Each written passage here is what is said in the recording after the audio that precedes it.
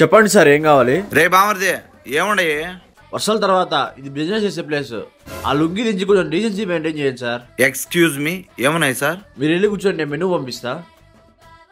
Sir మీరు వచ్చారేంటి sir? అక్కడ ఉంటే ఓనర్, ఇక్కడ ఉంటే సర్వెంట్ సార్.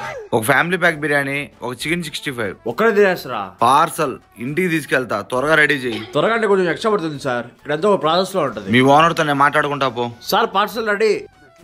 ఎంత అయింది సార్? 1100 సార్. ఏంది మొత్తం కలిపినా కానీ 1000 రూపాయలు కదా ఏది? మీరు అర్జెంట్ అని చెప్పారు కాబట్టి 100 రూపాయలు ఎక్స్ట్రా సార్. ఇడికి రావడం నాదిరా బుద్ధి తక్కువ. ఇదో అందుకేనండి మీ తమ్ముడు హోటల్కి పోననేది. వాడేం చేసినాడు? నా దగ్గర అందరికంటే ఎక్కువ లెక్క తీసుకున్నాడు. వ్యాపారం దగ్గర గట్టిగానే ఉండాలి బావా. రేపు రాని నేనంటే చూపిస్తా.